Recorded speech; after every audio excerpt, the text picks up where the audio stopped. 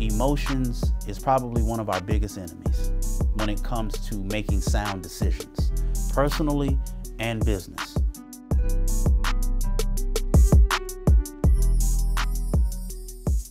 The designer drip is everywhere, right? The cars have loud pipes. So the discipline has to be there. So when you get money, don't go blow it all on drip. Don't get the car with the loud pipes all the time. Let the rejection be the highest form of motivation for you. Never give up.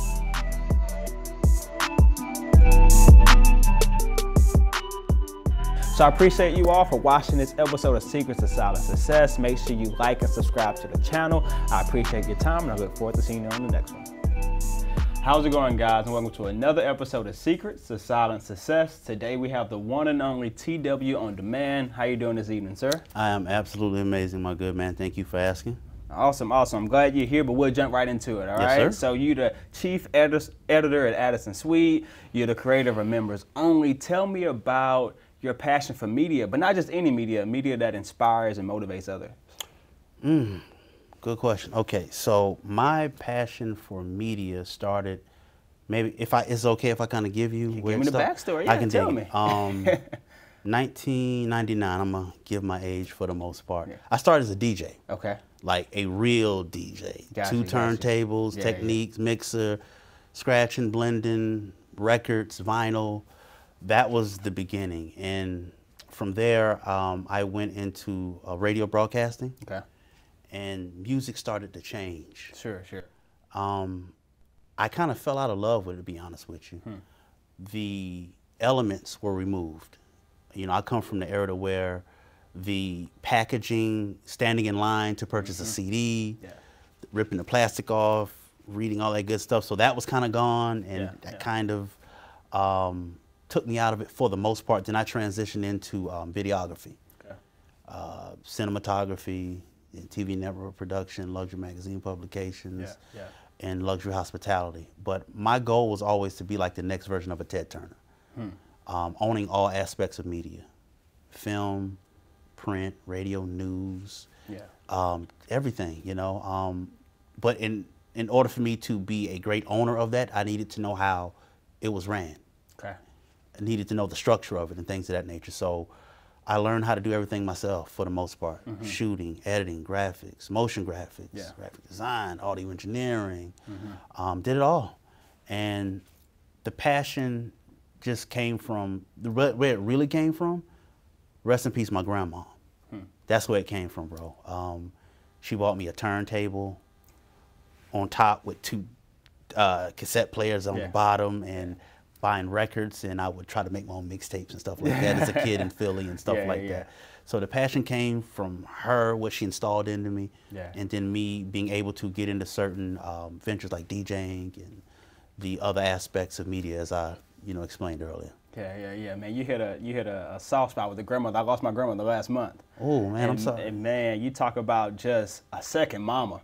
Any endeavor, any hobby, anything that you wanted to do, man, you talk about, hey, she was there. She was there, man. She was there, man. She was there. So you hit a little soft spot for me, bro. You and your quick. family have my entire condolences. Appreciate you, I just buried my last grandmom about a year ago, and I grew up with all my grandparents, all of them. Wow, that's special. Very special. That's special, man. That's special. Live with them all. Yeah. All that, full set. Got you. So we'll pivot back real quick. Pivot back. The Addison Suite. Yes, sir. Right. Tell me about it. Tell me about your role there, and what do you all do? So the Addison Suite, realistically, it's a derivative of the main goal. The main goal for the Addison Suite is to be luxury hotels, luxury boutique hotels. While we're actually building out that process, I needed to create something that would add value to that name. So when the hotel is established, people are familiar with it. So that's where the magazine came from. Started with a website, then from the website, I was home one day, just got fired from General Motors, right? They canned me. I'm gonna be straight up with you. Canned me, got me out of there, right? As soon as I got home, something just came right across my mind and said, make a magazine. And I was like, okay. So I went and started reaching out to all of these companies all across the world. And the response was through the roof. And they started sending me everything I needed. And then I started putting the magazine together. And so the magazine is pretty much luxury fashion, travel, fine dining, real estate, health and wealth, philanthropy, fine arts, fine wines, like the best of the best. Yeah. And that's what we expose. It's not so much of how much money you have, it's your level of taste, your vision, you know, how you look at detail. Yeah. That's what gets you inside of the Addison Suite. Yeah. And it's not for everybody. Yeah. You know, the demographic is probably 25 to 65, all races. We're big on diversity. Awesome. We love culture, we love people, and we love just showcasing beautiful things externally and internally. Yeah. You're talking about showcasing beautiful things. You got this passion for media over here, got this passion for luxury over here. You blended the two. Tell me about that marriage, if you will. The marriage, man. Ooh, so, damn. Yeah, man, the marriage is something awesome, bro. Because every day I'm inspired. I get up, I'm inspired. The marriage comes from sonic vibrations and visual stimulation. That's what bridges that. There's so many beautiful brands and things out here, man. And if you got an eye for it, you can bring it together. Yeah. You know, media for a long time lacked a lot of those components to a degree. Okay. To a degree. It was either this or that. It's not too many people that want to really combine luxury and media at the same time, because luxury realistically has nothing to do with money. It's the experience that you give people, the memories you curate. And combining that with media, which is the platforms we have, the videography, the cinematography, the audio engineering, the podcasting, and so on and so forth. And we bring that together. And my love for luxury is always going to be portrayed in media because of how we pay attention to detail, the quality of what the audio, how we record, how we distribute, what we wear, how we present ourselves. That's the marriage, if that makes any sense. Yeah, no, that does make sense. I would ask you also, you talk about luxury is not just monetary, right? It's all about the details. You have a love for luxury. Oftentimes, the luxury does get a bad connotation or a bad rap because you think about it's money, right? What is your, I guess, rebuttal to that when people have that negative connotation about luxury? You got to keep an open mind. An open, diverse mind. A lot of people's opinions come off of their experience. You know, everybody's experience is their own experience. You know, but if you just keep an open mind, luxury is beautiful, man. It's an experience, bro. It's sometimes it's something you can't capture on your phone or record on your camera, man. You know, service. I'm big on service, right? So there's a certain place I got to eat. Tier of restaurants. There's a tier of hotels I got to stay in. Not so much because of the dollar aspect of it, because of the service.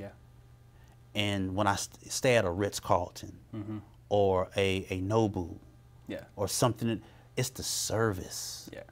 That's luxury to me. When you walk in and they know you by your name. Good morning, Mr. Addison. How can we assist you? They know what you want. It's waiting in your room. That part. That's luxury. And I would want you to, I don't even know the question really, but I want you to dive into it a little bit more because I'm 22, 23 years old. I have a media production company, and I had a client that was a roofing contractor company put me on a private plane to go film for them.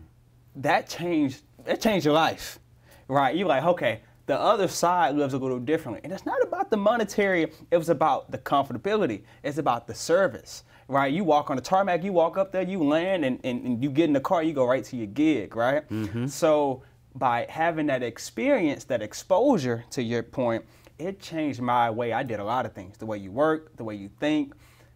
I would ask you, did you have a moment in time where you experienced some luxury that changed the way that you work, the way that you do life, so you could attain more luxury? Yep.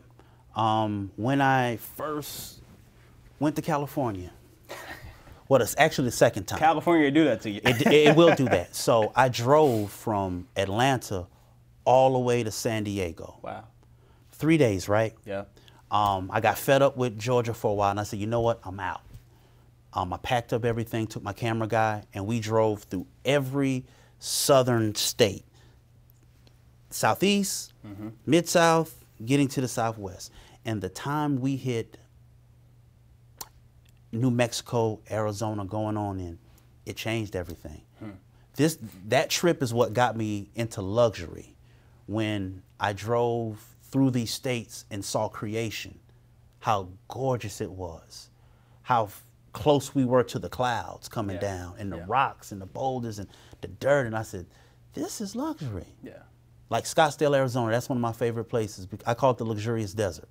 It's gorgeous out there, man.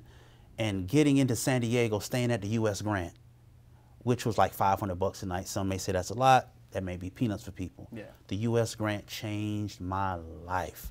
It inspired me so tough to where I filmed a whole promotional clip. Yeah.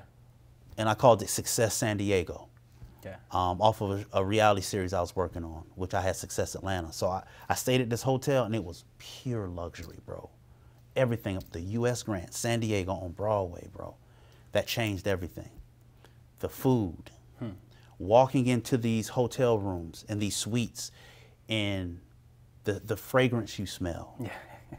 You hear Sade, those kind of soft sonic vibrations going. The beach is not too far. Broadway is out there.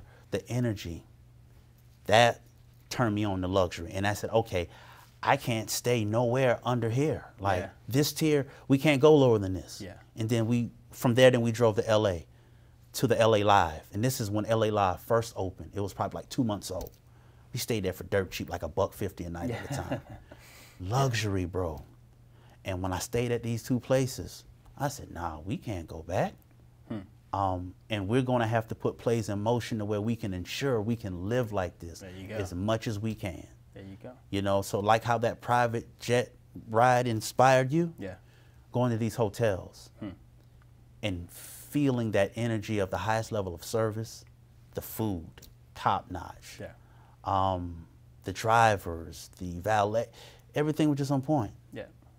Changed my life, bro. And that's what really got me that luxury bug and saying, okay, this is how we got to live. Yeah. And this is what we showcase. And we don't stop till we get there. Yeah. Yeah. Nah, amen. I say California do that to a lot of people. Done. It hasn't been the same ever since, man. Yeah. Cali is a whole nother thing, man. It's different. It's different. To take it back to the production side of things, you're part of a TV launch and TV network launch in 2016. Yes, sir. You talk about a global publication. Tell me about those experiences and what did those experiences from a work standpoint do for you? 2016 was fun. I launched my network called LVC The Network, which stands for Liquid Vision Cinema. I started that in Atlanta, Georgia. Okay. And I started it because I got tired of being denied, right? I got tired of those doors being closed. I got tired of going to companies and entities and people and producers and artists and models and all these different elements of the game and begging them to see how dope I am. Yeah. Got tired of begging people to see that I'm dope, and I was probably doper than them. Yeah. Not to be arrogant or anything, but that part got played out. So I said, you know what? Let me create my own thing, Liquid Vision Cinema, and that was the film side of things, and then LVC The Network was the TV side. Yep. So 2016, I launched the network, 46 U.S. cities, 32 million homes, right? Over-the-air TV. Are you familiar with over-the-air TV? Just traditional, like satellite TV, right? Or no? Not satellite, but it's free TV, right? Okay. So back in the day, they called it rabbit ear TV, right? Okay. So your grandparents, aunts and uncles, they would know about this. The antennas. Yes. And that's what I meant by satellite. The antennas on the back of the TV. Yes, sir. Yes, sir. So that's what that was. And I forgot exactly what year in the 2000s, but the mandate came from the FCC that they was Digital. right. I got you. You know what I'm saying? So when that happened and we got all of these crystal clear HD channels, 50, 60, 70 of them, the over-the-air opportunities came. Yep. So 46 U.S. cities, we were broadcasting in major cities. ATL, here, New York, Miami, Tampa, San Fran, just major cities. Yeah. They gave me 1 hour every Saturday. I had 2 shows called Liquid Vision Cinema, where we showcase independent film critique shows. Okay. And a show called CC's Culinary Cooking Show. And loved that hour. And every hour, those 2 shows went out in all of those cities. Wow. Like clockwork. And my goal was to have a 24-hour network. A lot of work in that. Yeah. It's not for the weak. Not at all. The amount of content that you have to have without being redundant and playing things over and over and over, yeah, that's a real job. But that was real fun. I filmed everything. I edited everything. Yep. Wow. I put it on the network by myself. I promoted it, my own funds. Yeah. No help, be honest with you. Yeah. Yeah. Outside of the all power, you know what I mean? Yeah, That's yeah. the only help I really had. So I Yeah. did that in 2016 for about 1.5 years. And then from there, the magazine came. Gotcha. And it just went from there, you know? Yeah, yeah. One of my favorite phrases is that if you can't get a seat at the table, build your own table, right? And it sounds like you build your own table. My question for you is, how did you get the resources to do it? How did you get the, I know you were editing and doing everything yourself, but you still got to have a team. You still got to have people that's going to help you. How were you able to have the resources and the hands made to help you do what you do? No team. No team, all you? Everything. Wow. The only resource and help I got was from my grandmom that passed. Wow. My grandmom, maybe my mom periodically, and my other aunt, but my grandmother who passed, Angie Lee Frazier, she poured into me. Wow. Big time. She poured into me to where I could move around the country to build this up, to build the network, meet the people, have the equipment. Because in the beginning, nobody knows you. Yeah. Not too many people want to play with the kid that nobody knows. You're not that popular, so you don't have a buzz. Back in the day, it was a buzz. Yeah. You know, so she poured into me. And as she got closer to her deathbed, she turned it up. Could you imagine not knowing where your next opportunity for media is going to come, and you need money, right? Because that's what it really boils down to. That's what it boils down to. And you get a phone call saying, hey, boy, how you doing? Oh, I'm fine, Grant, how you doing? Hey, I just put $8,000 in your bank account. Wow. What? You didn't even ask for it. You don't ask your grandparents for anything but just love. Yeah. And my grandmother was a diehard Christian, saved, sanctified, all of the above, right? Yeah. She didn't know much about the industry, but when I would tell her, like, yo, I got to shoot with such and such, Grandma. Really? I can hear on the other end light up. Yeah. And then 2 weeks later, hey, I just put 10,000 there. I just put 8. Wow. I just put 12. I just put, and it was needed. So when we talk about resources, that's where it came from in the early 2000s. She was a seed funding. She was a seed, bro. That's what helped me move around and get the cameras and the editing and the MacBook Pros and the software, because all that stuff costs. It all costs, man. And I had a brother, one play brother, his name was Keith. He would bless me with MacBook Pros because he was blessed in a blessed situation. Could you imagine getting a MacBook Pro for free or for $200 brand new? Fresh out the box? Not heard of. Not heard of. They $3 grand, $3, $4 grand. Come on. Fully blowed out, he would just call me and slide that to me. Wow. So that was the help. But as far as in meeting people to really come aboard and say, hey, we believe in you and we're going to ride, not really, bro. It's all internal. Yeah. Wow. So you talk about 3 keys to your success, right? You talk about the mastering the art of communication, elevating your inner circle, and eliminating emotions when it comes to business decisions. I want you to break all 3 of those down and talk to me. Let's start with the greatest one, is mastering the art of communication. That is an art. It is. Not too many people know how to communicate and communicate effectively. Sure. It's simple as following up. When you go out and network, you get business cards, whether they're hard copies or digital, follow up. The language you're using inside of your communication, clean it up. Don't always look like a beggar when you send out communication. Send out words, let them know you're a boss on your end too. Yeah. But you're kindly and humbly requesting their services. Just master knowing how to communicate, how to talk to people, mastering how to listen. That's part of communicating. People can do this all day long, but don't really know how to sit and listen and absorb it properly. Yeah. So mastering art of communication, eliminating your emotions. Emotions is probably one of our biggest enemies when it comes to making sound decisions, personally and business. Sure. You know, for those who subscribe to the Bible and things of that nature, there's something in there that says, you know, great is a man that could conquer and rule a city, but great is one that can rule a spirit. Your spirit is your emotions. And if you can't rule your spirit and your emotions, you are in trouble. And we see it on the news all the time, from celebs to athletes to just business people, just regular people. They get into a lot of stuff, and you be like, how did you end up here? Yeah, yeah. Where was the middle? Like, how did it go from here to here? How did you get shot, sir? Is it something you said? You know, like, you couldn't keep your mouth closed? Yeah. Sometimes you got to know how to walk away your emotions. Yeah. So business and personal, I tell people all the time, don't make no decisions when you high emotionally, whether you're high in joy or you're high in anger or you're high in pain. Cool off, get to a neutral zone, then you go make that decision. Don't make no decision when you're too happy. Yeah, you too happy. That's the key. Yeah. You're too happy, you're gonna give everything away. Yeah. You too angry, nobody ain't getting nothing.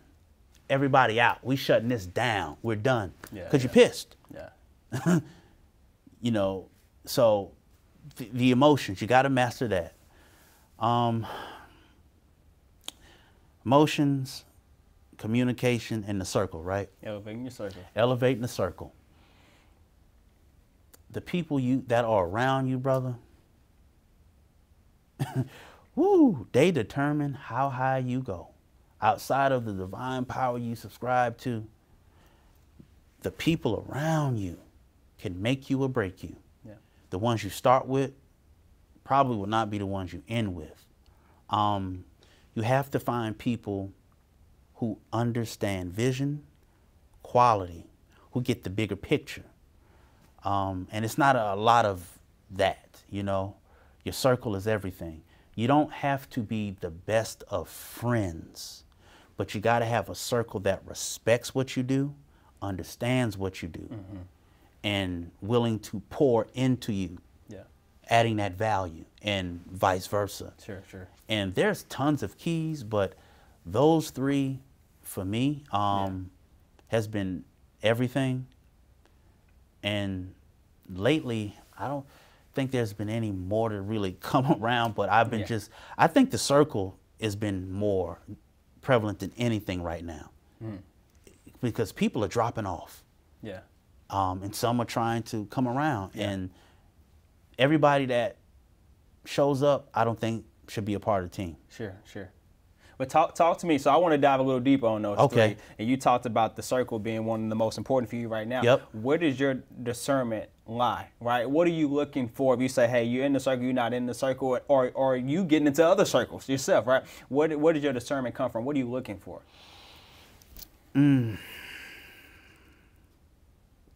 Loyalty. Loyalty has a huge umbrella. A lot comes under loyalty. I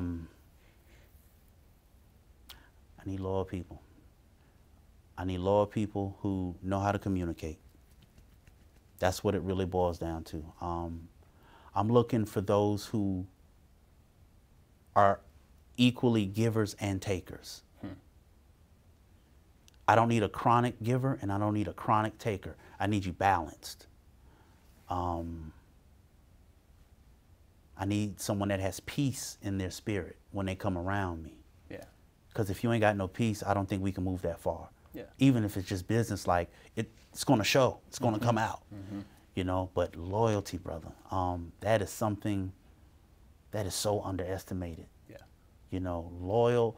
When you're building your circle, like you say, you 22, 23, your circle is going to shift. When you get in your late 20s, 30s, mid 30s, 40s, it's going to shift and it's going to get thin. And as it gets thinner, and the older you get and the further you get in your journey, for me, there's less room for mistakes. Yeah, yeah. More to lose. You know what I'm saying? Yeah. It's more to lose, and you can't be close to me and make certain mistakes. You can't be close now. Yeah. Because if you're close to me, you know what time it is. Yeah. You know how I move. You know how I get down. Likes, dislikes. So don't do nothing that's going to require grounds for termination. Yeah. Don't put yourself out. Yeah. And a lot of that happens, but that circle is everything, brother. Yeah. And the second one you talked about was eliminating those emotions, especially when it comes to business, right? Talk to me personally. What do? You meditating, you woo-sign, you listen to music, you working out. What are you doing to be a stoic, to control those emotions when it matters most? Because they're going to show up when it matters most. Boy. So I seek counsel. Yeah. And I seek counsel in a lot of areas. I'm not looking for nobody to tell me what I want to hear. I got 1, 2, 3, maybe 4 solid people I can call on this face of this earth and its entire board of directors, if you will. Right. And say, hey, what do you think about this? Yeah. What do you think about that? Am I overreacting? Because it took me a long time to get to where I'm at, bro. Yeah. I used to be the guy back in the day to say, all right, I don't like what you just said. I don't like what I'm hearing. You're not right. The party's over. Pull a plug out the wall, have a good day, and keep moving. And one thing I learned that was a heavy emotion-based decision. Yep. You got to know how to play the game. This is all a game. Some people don't like to hear when I say life is a game. It's a game. It is a game. Infinite game, but it's a game. You know what I'm saying? It's a game. Monopoly and chess. Yeah. That's what this is. And then when we talk about the industry and pursuing success, Yeah. you got to know how to play the game, bro. Yeah. And you got to go home and check yourself. If you got to go stand in a corner, whoever you got to pray to, like you said, woosah, workout, take the time to idle down. Then you move. But you have to be able to remove them emotions, bro. And you have to sometimes embrace people you don't want to embrace. You got to keep that smile on when you know it deserves a frown right now. And that part is hard to do. That's that containing the ego. Containing the ego, bro. And I battled with that for years because I was so quick to be like, I'm good, take care. Because I did everything myself. Yeah. You know, I'm big on punctuality. When people that work for me and we work together and they late, you already lost a point with me whether you know it or not. Yeah. Things happen. Yeah. But if our shoot is at 5, you're here at 5:30, you just lost, you cost me money. Yeah.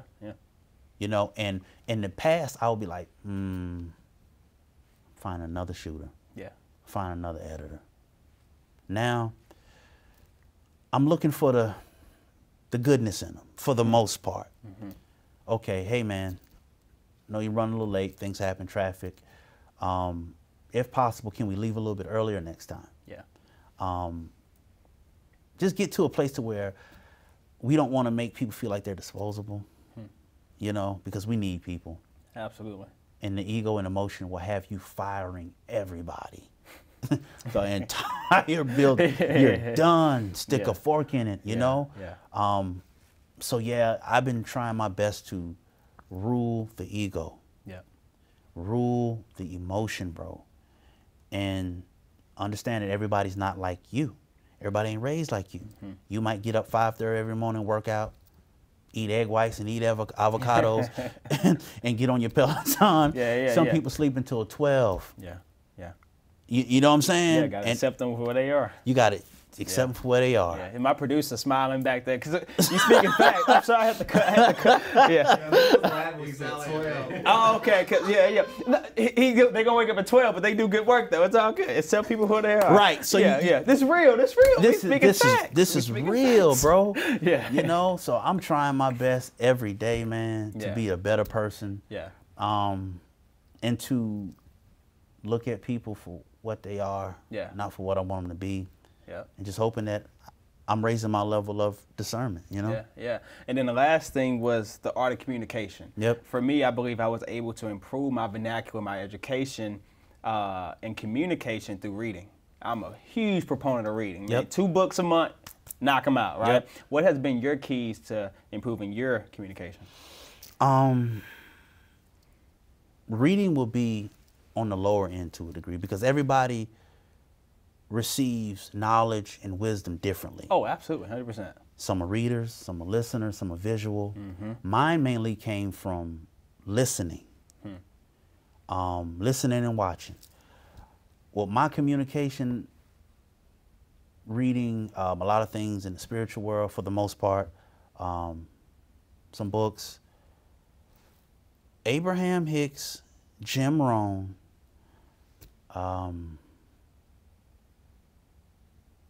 Tony Robbins, but mainly Jim Rohn. Fire. Jim Rohn passed away a while ago. Great stuff to listen to every day. He made clips in the late 80s that is so relevant right now. Listening to them, doing a little bit of reading, you know, for sure, but mainly being around the scholars, the educators. My mom's an educator, PhD, Dr. Addison, school teacher. My dad was an undertaker. You know, so I've been around it for the most part. You know, and just always trying to put myself in circles and events and networking places where people have a certain caliber of communication. You know, people that are very well read, well traveled. People you can just learn from, man. But that's been my thing, just being a big listener. With sprinkles of the reading and just watching. Yeah, absolutely.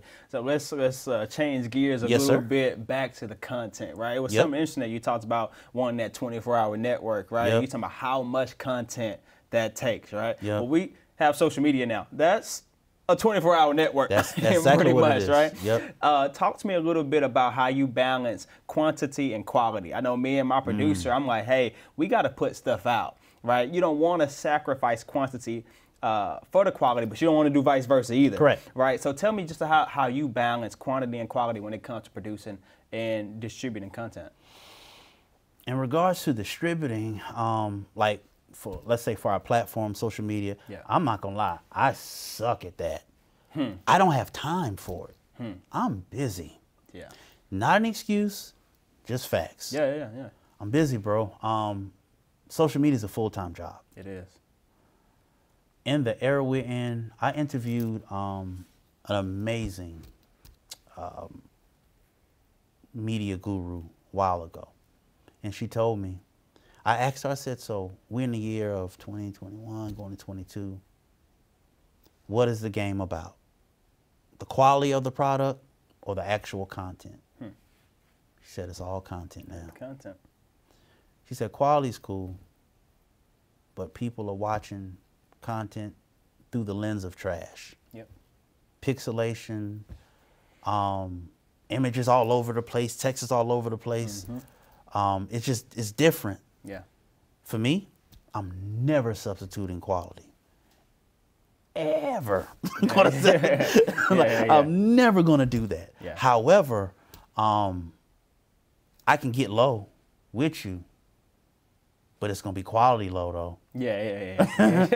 You know what I'm saying? Yeah. I'm a quality buff, sir. Yeah. Like, so the show we produce now, members only, the television series, right? I'm big on quality, brother. Yeah. I've seen the BTS. I've seen you. I'm trying my best. I see. Yeah. So wait till we get some real money behind us. Yeah. It's over. Yep. I don't know how to dumb down quality. Yeah. I can change my surroundings to look like I'm in some crap, but we gonna have high-end cameras in that crap. Yeah, for sure. And it ain't really needed. People are becoming millionaires off of cell phones and iPads and tablets and GoPros and to each his own. Everybody's journey ain't the same. Yeah. What you do with a GoPro and your iPhone, I may not be able to do and get the same results. Yeah. But in regards to quality, sir, that's one of my biggest problems. I don't know how to step away from the quality aspect of things. Yeah. I have a two-part question for you in regards to media, right? So on the front end, you talked about quality, right? Quality takes money and resources. Yes, it does. And so the more the production gets more elaborate, more luxurious, the more people, the more hands, the more details, the more resources you need. So I want you to talk about that. How are you, or what are you doing to be able to have the resources to create that quality content? And then on the back end of that, you talked about distribution, the importance of distribution. I'm the same way, right? So I can put a video on YouTube and get 1 million views, but it's not the same as saying, hey, I'm a director on Netflix. Right? So that's what we're trying to get to, right? So I would then ask you, what are your keys to trying to talk to those distribution outlets, to talk to the ABC? How are you sending that email? How are you reaching out to those network execs? That's kind of my two-part question. Making the quality, getting the resources to do so, and then getting to the distribution. I'm going to tackle that distribution side first. You know what's crazy? I don't care to be on their networks. I would like it. It's a big deal, but I don't really care at the same time. Yeah.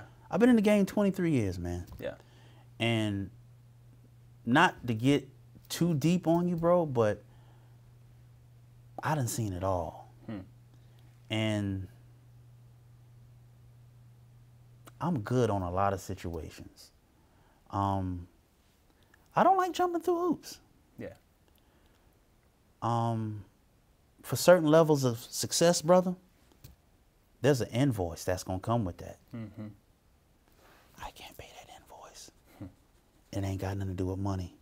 Yeah. It's deeper than that. Yeah.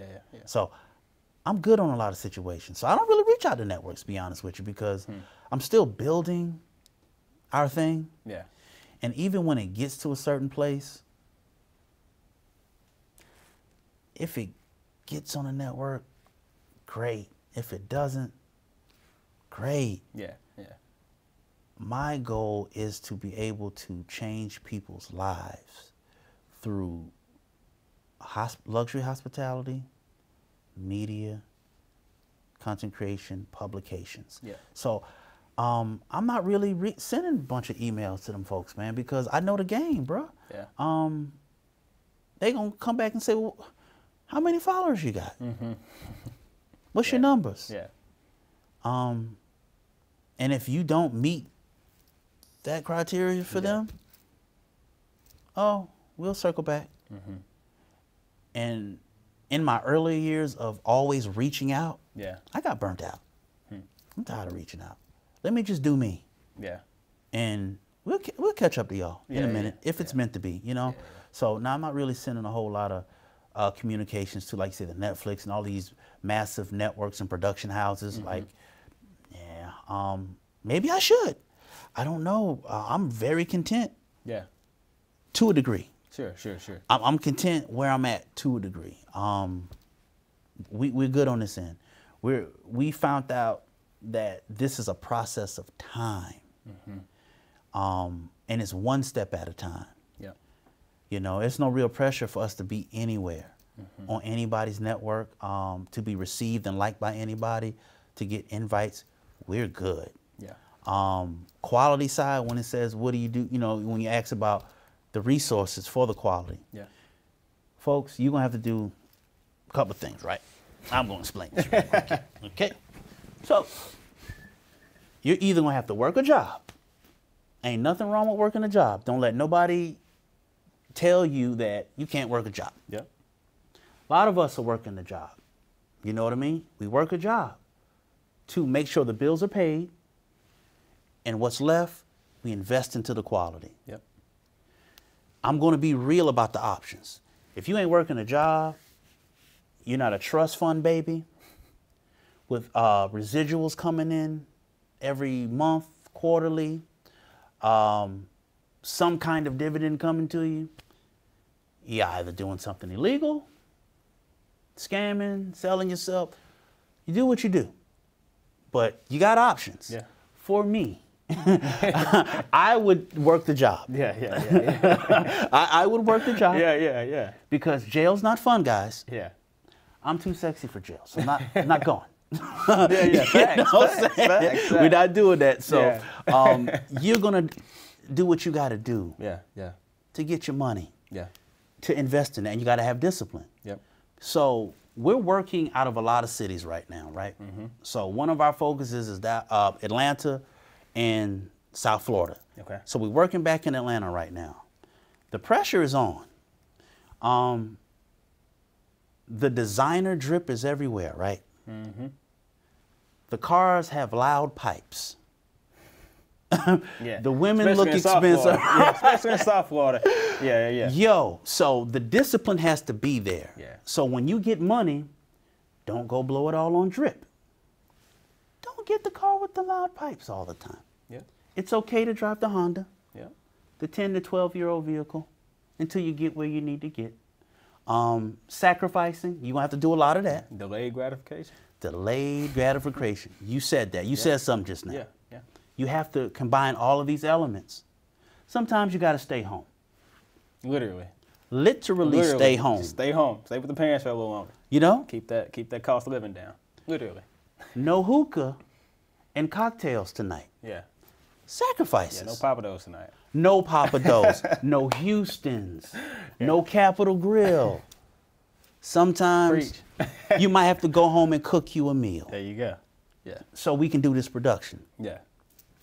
There you go. And I think that's some of the steps that's possibly needed for you to obtain the resources. Yeah. And also work on your business credit. There you go. Yeah. Start leveraging that. Yep. Debt is not a bad thing. I was saying credit can be good if you use it right. Yeah. you know what I'm saying? Yeah. It could be amazing. Buying power. Buying power, bro. Yeah. Get to a place to where you don't have to use your money no more. Yeah. And then I think it'll start panning out. But for me, get yourself in a place to where you can start buying your own equipment. Yeah. Owning the thing. Mm-hmm. So when it's time to go and cut the lights on and record, all you need is some operators. That's it. In a building. Yep. You know, start owning your production. Mm-hmm. Own that sucker, man. And then I think everything else comes from there. The last thing I got for you, Yes, this is called The Secrets of Silent Success. Yep. Right, we've talked about a lot of stuff. We talked about communication. We talked about elevating your circle. Yep. But if you had to give me one key to TW's success, what is that secret? Let that rejection that you receive every day be the ultimate level of motivation. Let it be the fuel to your fire. Everybody that tell you no, let it turn that fire up. I'm gonna speak in the camera. Okay? Go for it. You got it. That girl don't want you. Turn the fire up. The job don't want you. Unfortunately, we have to choose another candidate. No worries. Turn the fire up. You go to shop your demo, whatever it is. It's not that dope. Circle. No worries. Go back home and get in training mode. I recommend everybody watch Rocky IV. The ultimate get back.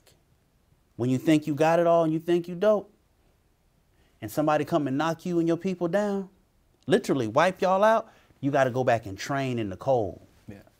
On some Siberia type, Russian type joint. You got to freeze it out. Grow the beard out. Take the gloves off, the knuckles off, the tape off. Bare knuckle. Never give up. Let the rejection be the highest form of motivation for you. Never give up. Take a break. Yeah.